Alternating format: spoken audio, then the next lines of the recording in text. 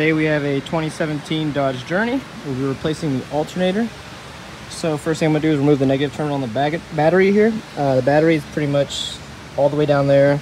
You can do one of two things. You can remove all this here to access the battery itself, or like I'm doing here, I'm just putting number 10 with the swivel on the negative terminal down there, and I'm just going to loosen it and disconnect it. You can also use a wrench. You can reach down here. The negative terminal is directly behind here.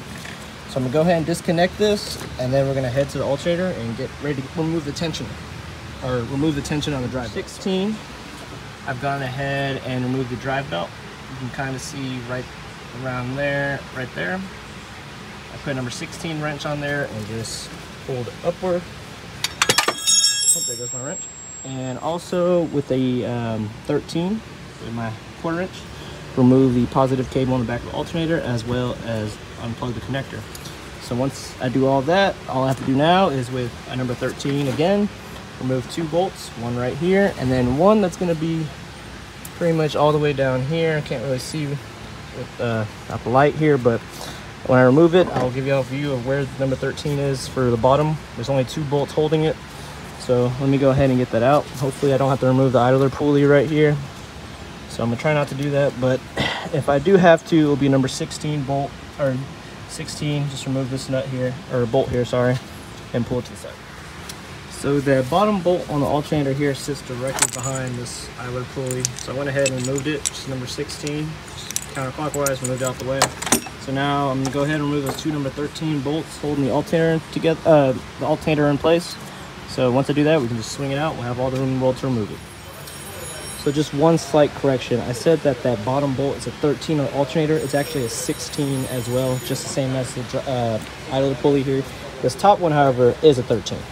So I'm gonna go ahead and remove that bottom 16 first, then this 13, and then we'll swing out this alternator. Now, after you break that 16mm bolt over there, you can kind of reach right behind the alternator here and just kind of do, you know, lefty-loosey on the nut holding the bolt together. Right there.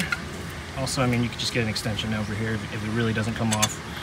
But once you do that, you can just take the nut off, push the bolt through, and it should come right out, like so.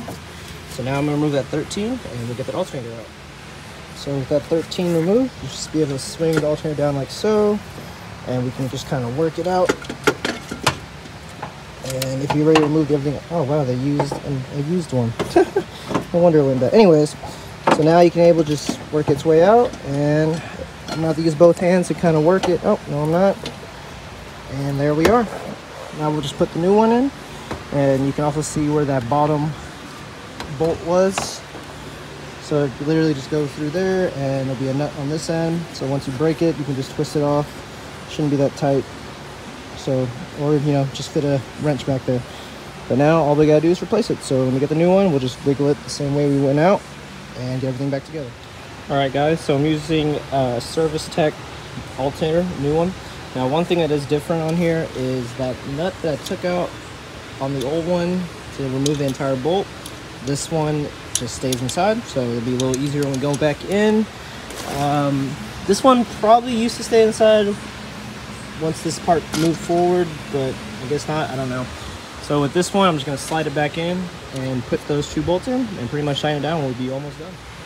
Okay guys, so I have the alternator placed back in. Went ahead and plug this connector in, as well as put the power cable on the back end. One thing I do want to add that I should have mentioned, I didn't notice until after I started putting it in.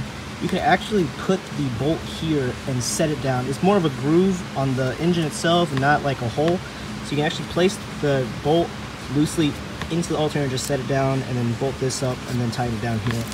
I didn't do it that way, but pretty much you can. So now I'm gonna go ahead and put the idler pulley back on. It has this thing on the back, all this in the front here.